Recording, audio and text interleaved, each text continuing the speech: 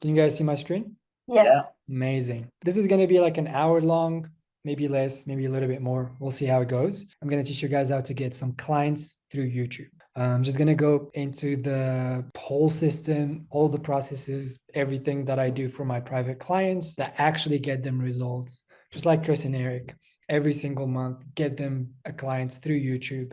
And I'm going to teach you that, and then so that you can do it for yourself. So, do you guys think YouTube is a good platform or not to get Oh, clients? yeah. I think Yeah. it's great. Yeah, it is. Okay. Where were you getting this idea from? Is it from your mentors? From my experience looking at YouTube videos and following people, you get to know them. And I Yeah. think that's crucial in selling a service. Same here. Like Yeah.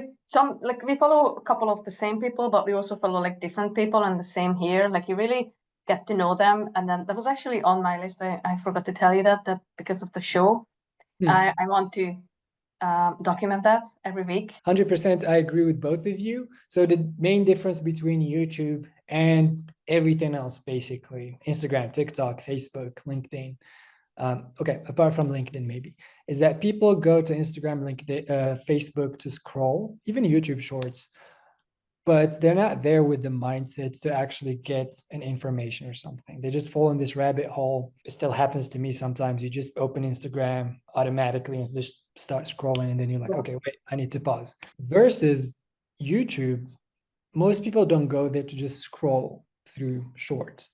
Most people actually go there to search something, right?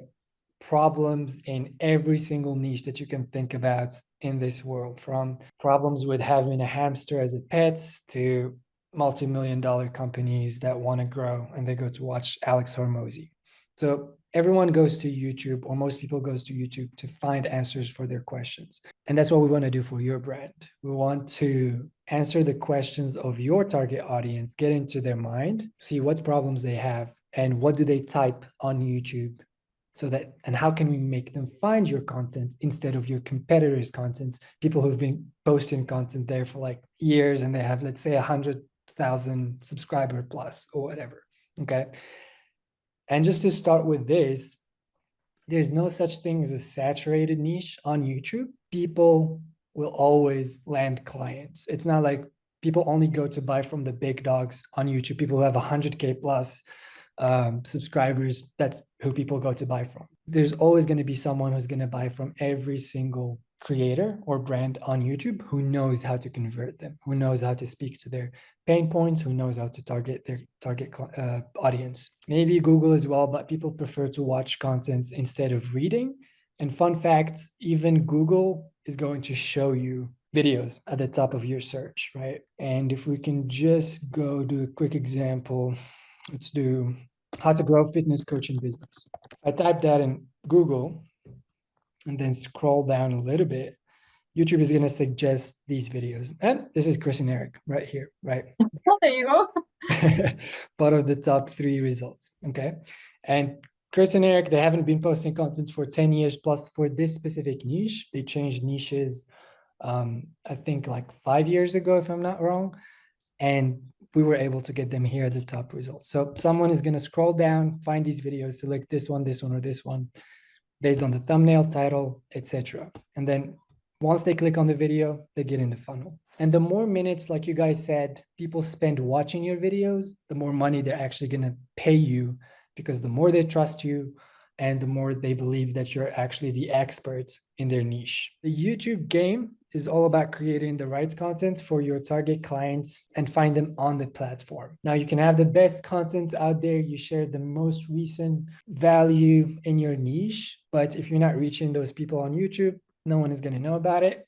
And you can have the shittiest value / video, but you do reach people, but people just click away because you don't share any value. So the secret is to combine both. Make great content, and great content is not always what you think is good, but it's what the market and your target audience think is good. It's what they think they need, basically. And once we do that, once we have that combination, basically automations will just take care of the rest, and you're just going to have clients booking calls with you every single month on autopilot. So how do we create this content? How do we find this perfect content with the value that the target audience is actually looking for? There are 3 buckets of content that I use for my private clients. First one, action-based content. educational content. This first bucket of content is how-to videos. In your case, what would be an example of a how-to video? I'm not sure. Yeah, I suppose how to rewire your brain for, a positive attitude towards weight loss, something like that. Okay, and then you can just dig deeper and deeper and deeper until you find that perfect problem.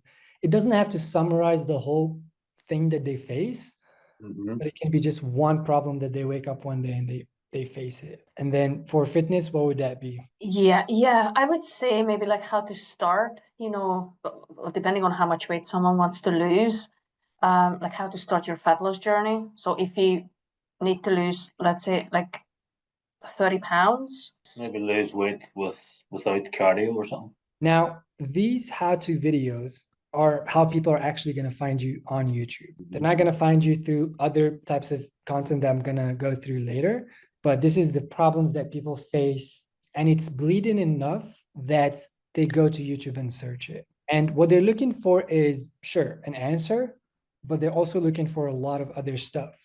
Reassurance that what they think is maybe what they need, or maybe a new perspective is what they're looking for because everyone else is saying the same thing and they just need a new perspective on how to fix their problem. They need someone who they can feel like they can trust. Maybe people who you work with, since you guys work with people who are 40 years old plus, they're probably not going to want to work with people who are 18 years old and they're fitness coaches, or they're doing psychology, who just graduated with a psychology, who just started his practice. You just need to think about questions that your target clients or your current clients are actually asking or telling you, or problems that they're facing currently. And then that's how you make action-based content. Long-form content on YouTube. This is very interesting because not a lot of people do this on their channel. When people think about YouTube videos, they just think, 12 to 15 minute videos. But there's also this bucket of content, which is 30 minutes plus. Crash course, doesn't have editing. You share everything you know about what you do. Almost everything. Obviously, you got to keep some stuff for your private clients, but you do share everything, put everything, all the processes, etc. Hey, Carlos, how you doing? Pretty good. How you doing? I'm good. Where are you joining us from today? Indiana. Awesome. Okay. So let's say you're a binge eating health and fitness coach. Okay. You help people stop binge eating. Then you need to explain the whole process of how you help other people fix that problem. You got to divide it into 10 steps, 8 steps, and then explain everything. And doing so is obviously they're not just going to get the information and be like, oh, okay, I got what I want. I'm not going to need your help anymore, because people want your accountability. So teach your viewers everything you know. This is like a 30 minutes plus video that you put out there. Not a lot of editing. You just basically put a lot of value out there. Go into details. Third bucket, case studies. So this is when you hop on a call with one of your clients, or it could be even yourself if you achieved that goal, and you break down exactly how you did it. You show some images before, after, you explain how you did it, how much time it took. So case study videos. Some of you guys did case study videos with Chris and Eric, and then we post those on the channel. It just helps with the conversion. Your target audience is not going to find you on YouTube with case studies. No one goes to YouTube and searches case studies, right? There's no way of finding that. However, they're going to find you through the action-based content. Okay. So if I have a question, I'm going to go to YouTube, how to get clients through YouTube as a fitness coach.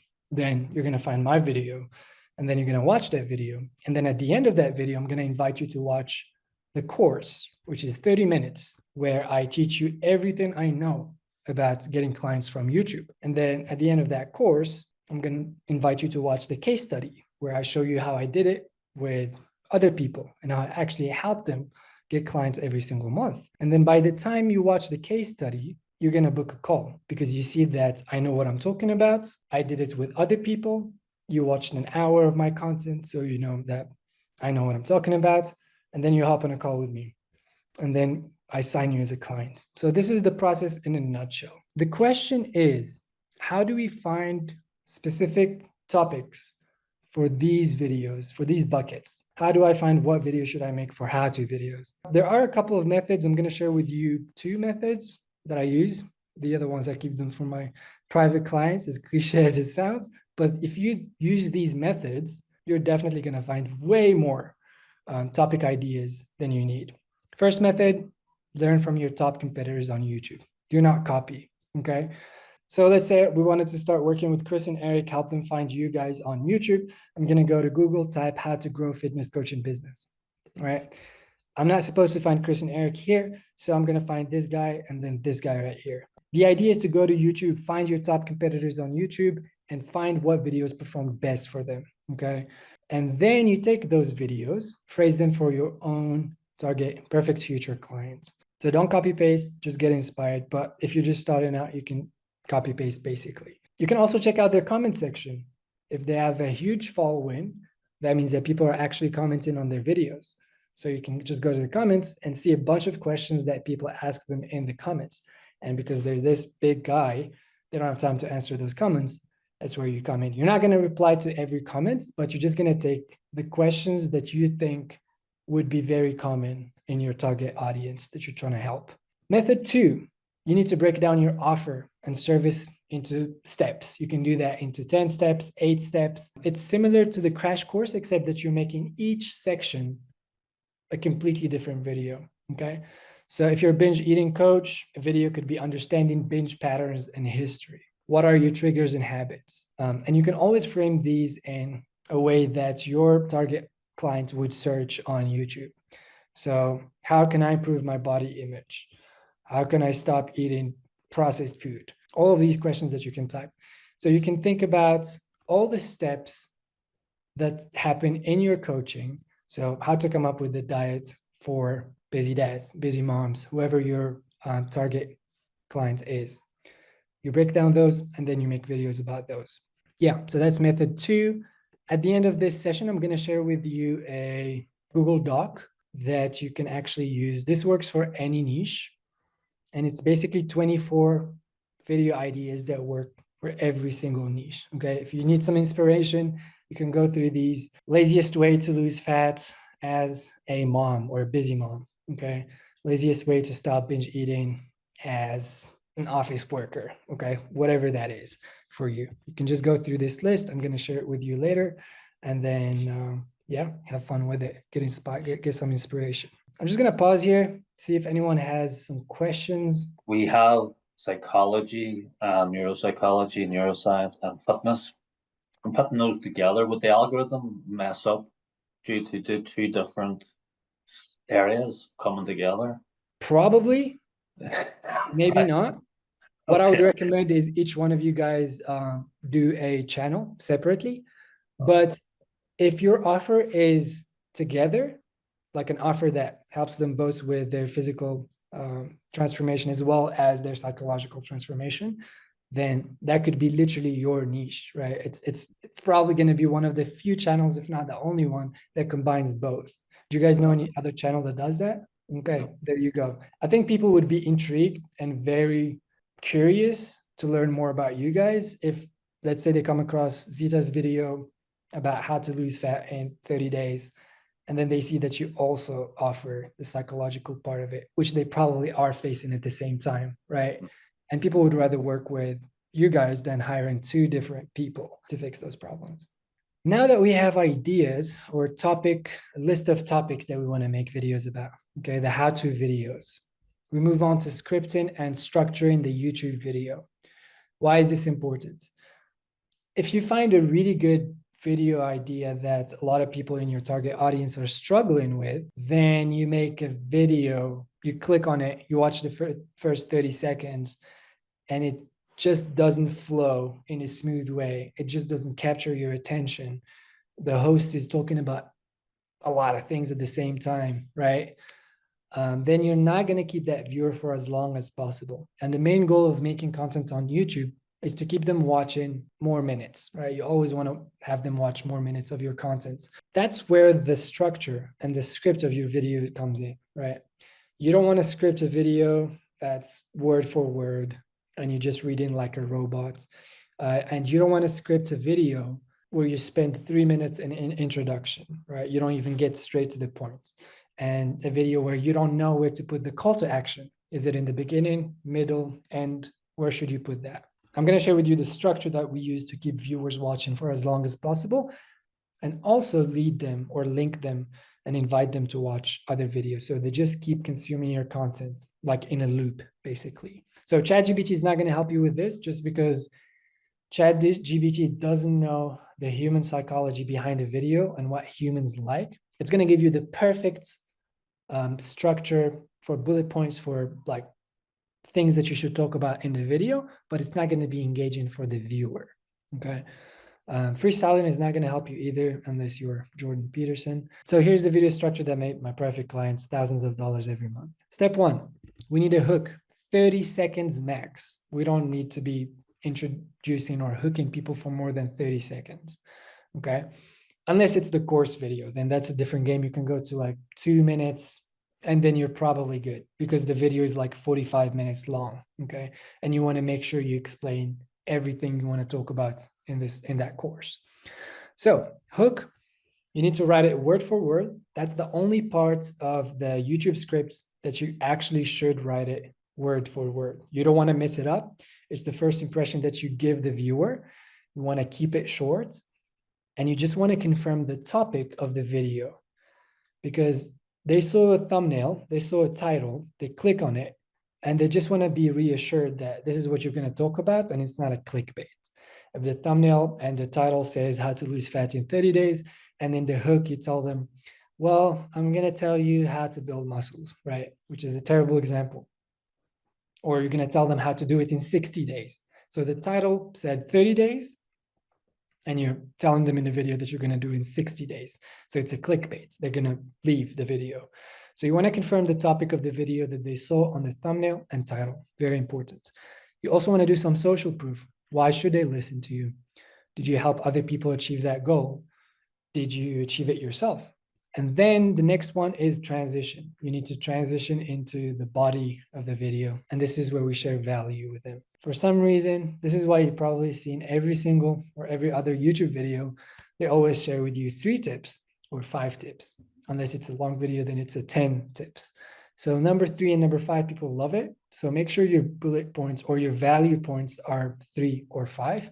3 is perfect. So you share your 2 bullet points, 2 values after the hook. Let's say to lose fat in 30 days. First thing, you need to get your diet together. And then you explain how they need to do the diet thing, not in a robot style. You need to have some storytelling. You can be like, well, when I started my journey losing fat, blah, blah, blah, blah, I struggled with, I didn't know what to eat. I was eating garbage. I was going to work every day, etc., etc. You just put a story to it. Or I helped this guy lose fat and he was really struggling with his, I don't know, health, overall health, because he was eating garbage. He didn't know what to stop. So you need to add a story to that. Don't just give the bullet points straight away. People are there to watch and be having a good experience, not to get the information. Of course, that's the end goal, but it's got to be fun, okay? Use examples either from your own experience or come up with it. Now, once we share the 2 bullet points, right? First one is the diet. You got to get the diet together. This is how you do the diet. Now, once you get the diet figured out, the second thing is you need a workout routine, right? I don't know how it works for you guys, right? So workout routine, you need to do 3 to 4 days a week. And then you explain all that stuff. Once you explain the second point, and remember, we have 3 points in total. You plug in a CTA, call to action. So this is a quick intermission where you basically plug your offer in 2 sentences or 20 seconds, not more. You don't want to be pitching for 2-3 minutes, okay? 20 seconds, 2 sentences, straight to the point. You can just be like, if a lot of people try and start with a diet, but it's just food that they don't like, or they go to the gym and they don't know what to do, so they just start skipping gymming. So I made for you guys a one-on-one plan or a detailed plan on what to eat, depending on what food you like, blah, blah, blah, blah. You put your call to action, and then you guys can download it in the link in the description, okay? So you plug in your call to action, they get the freebie, and then you move on to the third thing. So once 20 seconds, then you're like, moving on. The third point is consistency, okay?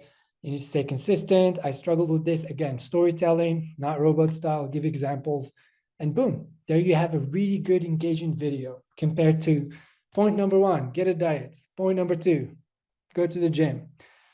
And then no call to action. And then point number three, and then they already left because they got the 3 points. And then you give your call to action, but no one is there to take the action. So once you do the third point, then you basically move on to invite them to watch another video, because it's very hard to convert someone from viewer to client in one video. There's a bunch of people out there who come up with numbers like 7 hours, 6 hours, but there's no certain answer of how many hours does someone need to watch or consume on YouTube before they actually convert into a client and book a call with you or buy something from you. But you just need them to watch a lot of content, okay? As much content as possible. Some people take a month, okay? Some people take 2 months, 3 months, 6 months, 1 year. I remember for my first coaching that I signed up for, I was following this guy for a year. And then one day I watched a case study and I was like, let me book a call with him. If he helped this guy grow his business, he's going to help me grow my business. And then I jump on a call and he hits me with the $4,000. And I'm like, I don't know. And then he does his sales thing and then I'm in, okay? And I'm very grateful for that. But you just need people to watch a lot of content, okay? And everything that you put in today, every piece of work, every effort that you put in today, if you stay consistent with it, it's probably going to get you results next month or maybe a year from now, right? But it's definitely going to get you some results. So last part is you link them to watch the next video, okay? And you need to make a connection with this. You can't just talk about diets and then you're like, next video, check out this video where I explain the 3 best shoes to go to the gym, okay? You got to talk about something related to that and phrase it in a way where they feel like they're losing so much if they don't actually watch the next video, okay? And to do this, you can be like, but knowing these 3 things, diets, workout, and consistency is actually not enough to get results. So if you want to get results in a short time frame, 30 days or less, there are specific strategies you need to follow. And in this video, I'm going to teach you those strategies, right? Something like this. They're like, oh, I just learned all of these things from you, but it's not enough. I do want to get results in sooner, but I don't know how to, so I'm going to watch that video. So you're not tricking them, but you're just getting them to watch more content of yours, okay?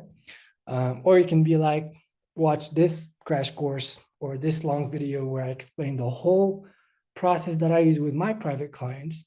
I'm giving you guys for free so that you can learn how to lose fat in the shortest time possible, okay? So this is the structure of the video.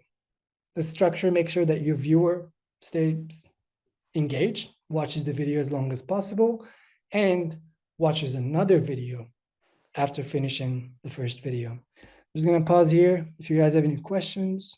So I mean, I got on kind of late. I don't know if you answered it already, but do you think long form is still like should be prioritized over short form for YouTube, like long form versus like shorts? It's really hard to reach your target audience on YouTube if you're doing shorts, because first of all, most people that go on YouTube, they don't watch shorts, okay? They prefer to watch a long form video. And YouTube itself doesn't recommend shorts at the top, maybe sometimes, but most of the time it's long form videos. People are not going to subscribe to your channel after watching a short, and a short is definitely not going to convert your viewer into an action taker because you have 30 seconds. And that's the whole point of why YouTube is better than Instagram, TikTok, Facebook, and all that stuff. The whole strategy with shorts is to actually promote your long form videos. So you basically make a long form video, take snippets, put it on YouTube so that if someone stumbled across that short and the short is good, they're going to want to watch the long form video. And then they go through this whole cycle of consuming content. Okay, so it's better to do that versus like even repurposing something on like an Instagram reel or a TikTok to shorts is probably not necessary. The thing with repurposing is that it's always good because you made the effort of creating content. So if you don't put it on all the platforms, then you're not making use of it to the most. So I would always recommend if you make any piece of content, put it everywhere. If one person sees it, if you get one view, then that person might actually go to your channel, go to your Instagram profile, something's going to happen. But your whole strategy shouldn't be focused on making shorts and not long form if you want to do the YouTube game. But how long is long? So if long form, what's the maximum minutes that you would have there for long form for people to turn on? There's literally not long. There are people who make 6 hours long, 7 hours long videos, right? For other niches, okay? All right. People are not going to watch it. The thing with these long form videos or courses is that no one is actually going to sit down and watch it, right? But people are going to watch, let's say, 45 minutes today. And then tomorrow on their lunch break, they're going to go to YouTube. And then the first video that YouTube is going to show them is the one that they didn't finish watching so that they can continue watching it. And then they watch another 30 minutes until they finish 6 hours if it's actually good. But usually 45 minutes, 1 hour, 1 hour and a half max. As long as you're sharing value and you're not just talking, because people, if you're just talking and you're not sharing any value, people are going to leave. So if you have value to still give after 1 hour and a half, then you're good to go, you know, and keep going. Or you can make 2 parts, right? Part 1, part 2, 1 hour each. Okay. So it should be very value driven. Yeah, always. Which I feel like is a given, because I have my YouTube channel still, and a lot of it was I haven't created a video since last summer. I was documenting my bodybuilding journey, so it was kind of very vloggy lifestyle focused. Yeah. So now, yeah, it's like basically I kind of didn't go back on until I like could figure out like a new strategy. And that's actually really good. Vlogging and documenting your journey is really good. And that's something that Zita also mentioned earlier, because the best way to show people that you know what you're talking about is to show them that you did it to yourself and other people. But it's always intriguing and interesting for people to watch you do all that stuff. Yeah, just boring videos of you explaining how to lose fat or how to build muscle, etc. Yeah, it was definitely my favorite form of content I've ever created, was the whole like prep journey, the lifestyle, and just like vlogging. Like that's always been my favorite style to create. But I just feel like because I'm only have 101 subscribers, so it's kind of new still in a way. I guess I feel like I have to do more value driven content before doing more lifestyle driven content. I don't know, like, or if there's a way to kind of like continue vlogging and doing like fitness lifestyle, like showing what I eat in a day, or how me in a cutting journey or something, like how to do that with adding value to grow. Because it is my favorite form of content versus sitting down and just explaining another creator being like, okay, this is what you need to do to lose fat today, blah, blah, blah, or this is what you need to do to build muscle, this is why your bulking isn't working, whatever it is, you know? Yeah. But here's the thing, even if you make those very popular videos of how to lose fat and everything, if people like your vlogs, they're gonna want to watch your videos where you explain how to lose fat, right? Because they're like, Greg, they don't want to watch this other dude who talks like a robot. So definitely keep going with those, especially if you enjoy them, because consistency is key. And try to throw in some scenes where you're like, yeah, and then I hopped on a call with a client and, you know, did this and this and that, just to show that you're actually working with clients instead of just documenting. The main focus is going to be documenting your journey, but also throw in some signs like, oh, I'm working with clients as well, you know? Is that like just for growth purposes, just felt like throw that, this is what I'm doing with working with clients wise? Yeah, just to plant that seed at the back of their mind so that they know, oh, Greg is actually coaching, you know? Yeah. It's not just someone who's building a great body. Okay. Okay. Yeah. For sure. Thank you. Cool. I have a question. When it comes to like podcast styles, I'm listening to videos where they have like an introduction, especially when there are 2 people on the podcast. They have like an introduction, you know, like some images like flying all over the place, and then they tell, you know, like, oh, I'm such and such, and then, oh, I'm such and such. But I found it because I listened to that podcast, you know, like regularly, that I was like, oh my God, are they saying that again? Are they saying that again? So what is your opinion about that? Like an opener, you know, like a podcast opener? Oh, I hate intros. I You hate hate them. people Okay. videos with intros. Because here's the thing. I don't know a single person who watches the intro. Like no one ever sits there, especially those with like animations and let's say those 10 seconds intros. Okay. I don't see them anymore that much, but people are like, yeah, it's for my brand so that people can see the colors and whatever. But the structure that I just showed you is literally the best. You don't want to make the video about you introducing I'm this and I have this certificate or whatever, all that stuff. You just want to mention it quickly. my name is this, and I help people do this. And here's my social proof, right? People are going to go to your about section, read all about you, but don't put that in the video. And why is this important? It's because retention. If people skip a lot in your video, if they just keep skipping forward 10 seconds, whatever, YouTube is not going to recommend that video to a lot more people because people need to watch the video, right? So yeah, just put those lower thirds with your name, the guest name as well, title, touch shortly, maybe 10 seconds, even less. I do this, we do this, we help people. And today we're talking about this, and then dive into the topic straight up. Okay. And maybe change it from time to time, etc. Yeah. Thank you. Cool. So video editing, this is one of the most common questions. What type of video editing should be there? And this is where people spend a lot of money because they think that if they get a great video editor, then they're going to get views, and then they're disappointed when they don't get views after spending 100, 200 bucks in a video. So if you're B2C, business to consumer, you do want to have editing that makes your target viewer enjoy the experience of your video. Okay. So not sound effects that are too loud and text jumping from everywhere and like B-roll every 2 seconds. But you do want to have a fun video where you have some text that complements some animations that explain what you're talking about in a visual way. You want to have some B-roll of you. I always recommend for people to use B-roll of themselves instead of stock B-roll, because people hate stock videos unless you use it from time to time. But here's another tip. Try to document as many instances in your day. If you're working out, just pull out your phone, put it out there, record yourself 10 seconds, and then stop it. Okay. If you're working at your desk, pull out your phone, record yourself working, stop it, or your camera if you have a camera as well. If you're outside drinking coffee, do the same, right? Just have a library of your B-roll that you can use in your videos, okay? So that people can actually connect with you and see that you're an actual human being enjoying life and doing other stuff than just recording videos.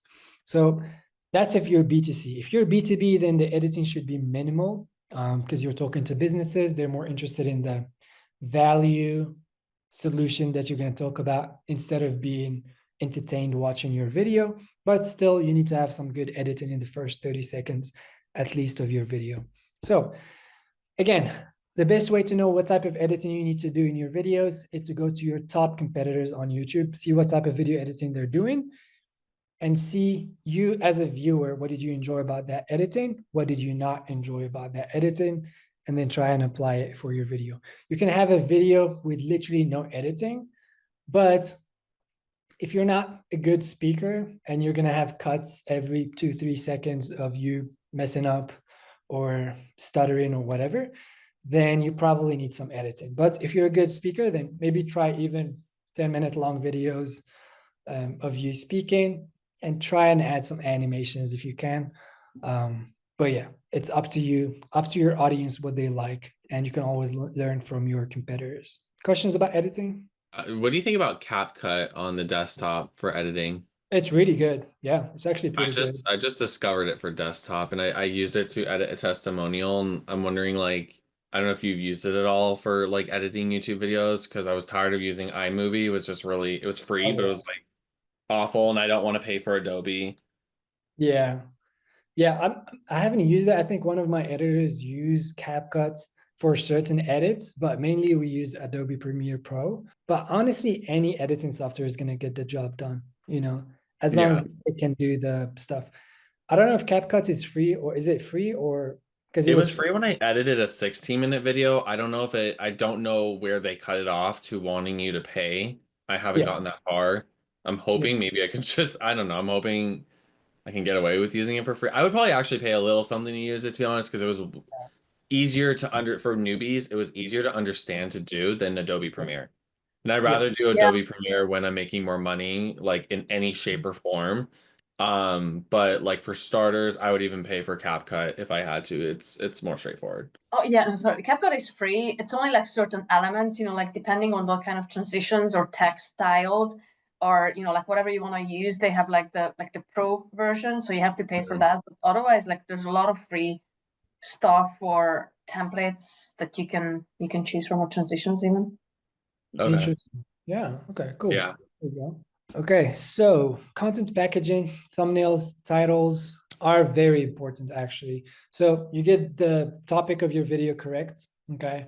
You make a video about something that people actually want to watch. That's a point. You make the structure of that topic good in a way that keeps people engaged. That's another win. Now you do the editing. That's another win. Next part is when you upload it to YouTube, you're going to need to add a thumbnail and a title.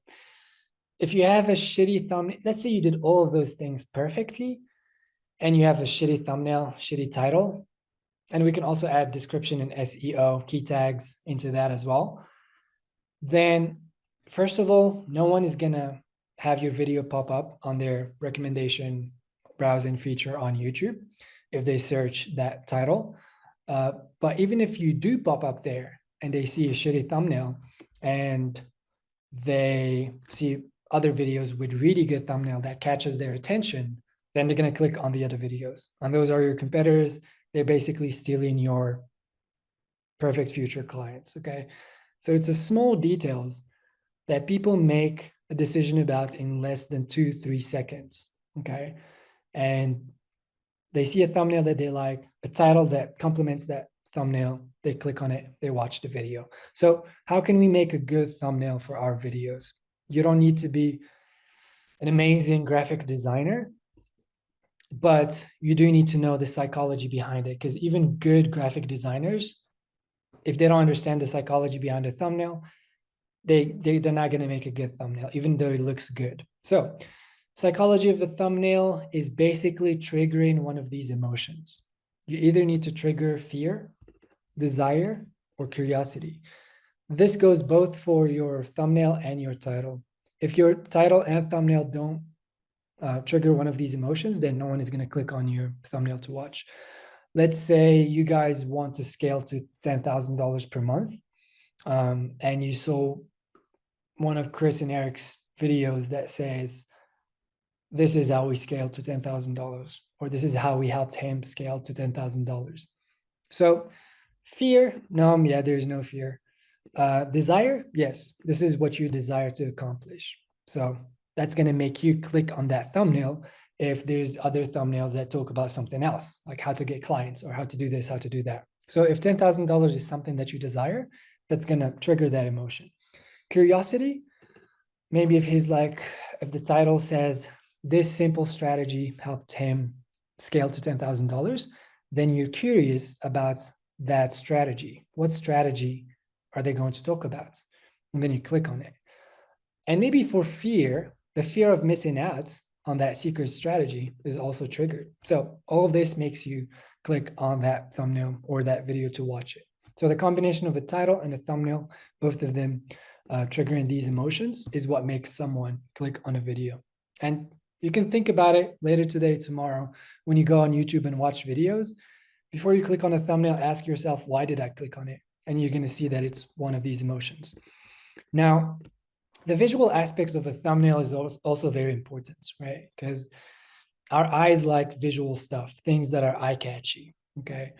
And so you need 5 words maximum on your thumbnail. You don't want to copy and paste the whole title, and you don't want to have long sentences. I've seen a lot of people put a lot of text on their thumbnails. That's not going to get you clicks. You also need a visually appealing thumbnail. So choice of colors and effects, how the whole combination of all of those effects. So the text, the visuals, the background, the colors, it needs to come together. So this is an example of what good thumbnails are. So before we started working with Chris and Eric, these were their thumbnails, right? They're probably made on Canva, but there's a lot going on, okay? They probably spent a lot of time doing these, or maybe if they hired someone on Fiverr or Upwork to do them, they still spend time putting all this stuff together, adding the background, the text, but it just looks not good. So if this is your video, and then right next to it, there's a thumbnail with this video where the quality is higher, where the colors are better, where you have the visual trigger of $10,000, then you're probably going to click on this one. So the whole combination of all of these aspects is what makes a good thumbnail bad or good, or a thumbnail good or bad, and title as well. Your face should always be on the thumbnail. Don't put thumbnails. I've seen people make thumbnails with stock images people. So they would just take someone from a stock image and put them on a thumbnail. That's not how it works. You want all of your thumbnails to have your face, because people remember faces. And if they see you today, they see you tomorrow. Let's say they watch one of your videos today, and then tomorrow they see your face again on another video. They're going to want to click on it because you're familiar. They know you. They spent 3 minutes with you in the past.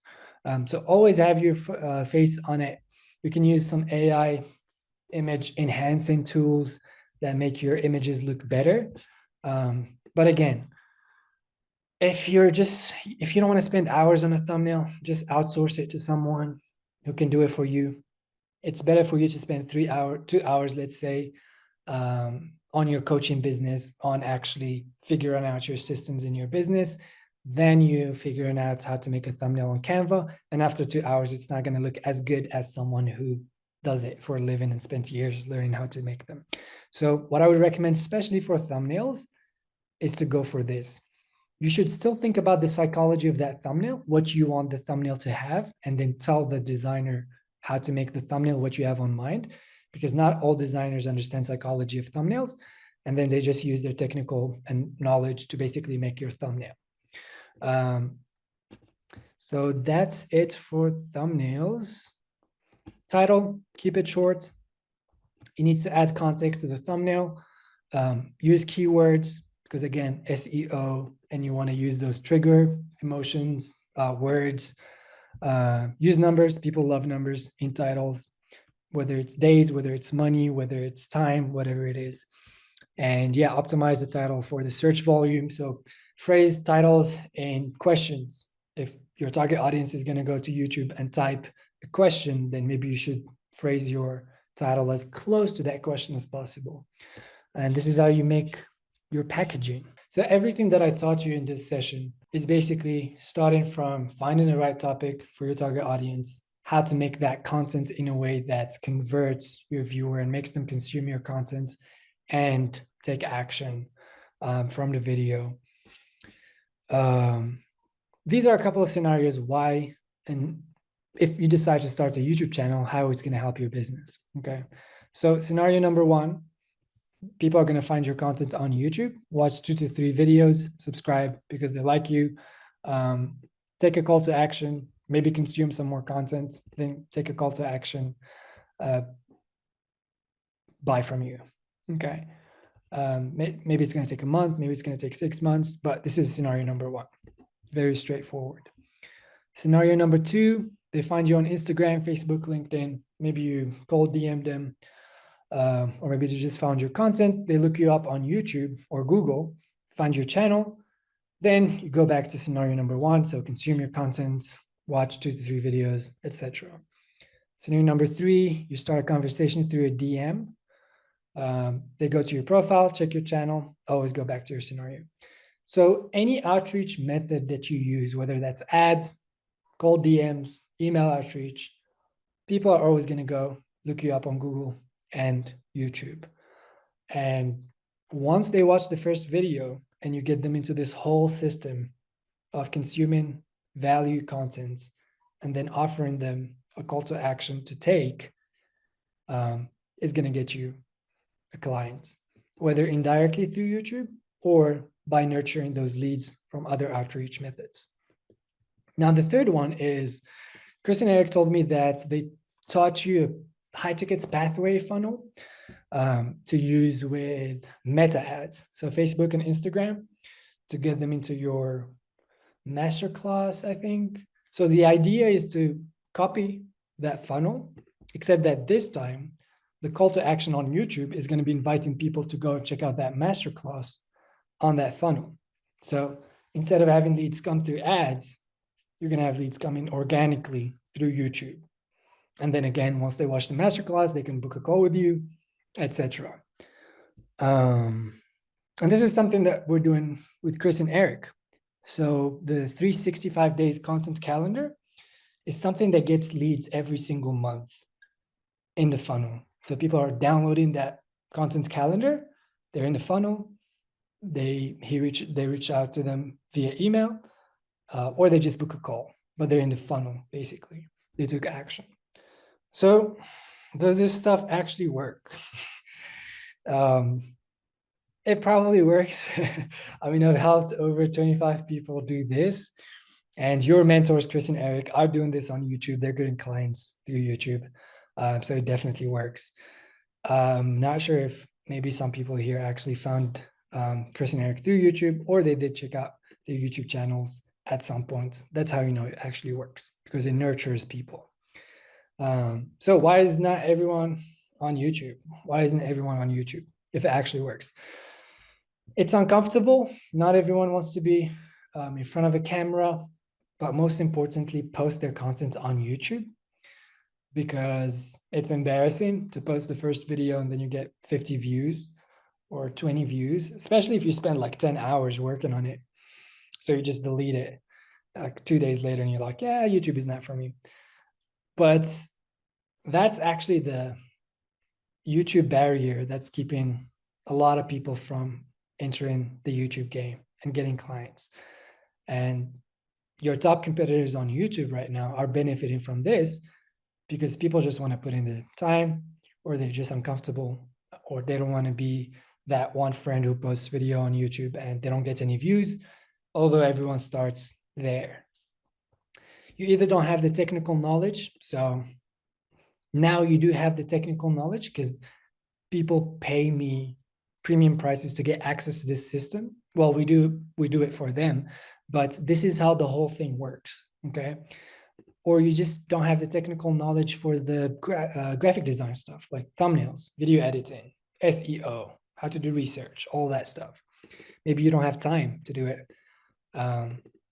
Maybe you don't want to invest money, but I know that everyone in this call already invested money in mentorship, so they understand the investment part of investing in something that's going to get you results back. Okay, so this is not the case. If you're going to invest in a graphic designer, a really good one, then you know that it's going to get you a result back, whether it's 2 months from now, 6 months from now. That's not a problem. And I know that you guys have discipline as well, because if you stayed until the end of this session, you're disciplined. Most health coaches are disciplined. So if you put your mind into something, you actually do it. And this is a triangle that I really like. My coach actually showed me this. So there are, some of you maybe are familiar with this. There are 3 things that correlate. So knowledge, time, money. If you have 2 of them, it gets you the 3rd one. So if you have money and knowledge, it buys you time. You're more free. If you have money and time, you get access to knowledge, time and knowledge, then you can make money, right? You put your time into work and your knowledge into work. So if you're making less than 10K per month, I wouldn't be able to work with you, at least for my done for you service. So you're going to have to do this whole YouTube thing yourself. Okay. You're going to have to maybe micromanage people who are going to help you with thumbnails and stuff, but you have time on your hand, because that's what you can use. And now that you have knowledge, you can use both to make money through YouTube and scale your business to 10K. And once you reach 10K and you want to outsource the whole thing, then maybe you can come to me and do your offer you my done for you service. Now, if you're already at 10K and want to scale past 50K per month, then you have some money to invest in the done for you service, and that's going to help you scale to 50K. Yeah. So with everything that you learned today, there's no way you won't close your first high ticket coaching clients from YouTube. It's just a matter of time, staying disciplined and applying all of these things, and you should be good to get your first client. Now, if you just have a question, maybe tomorrow, maybe when you start working on your first YouTube video, you come across something, you have a question, just shoot me a message on Instagram.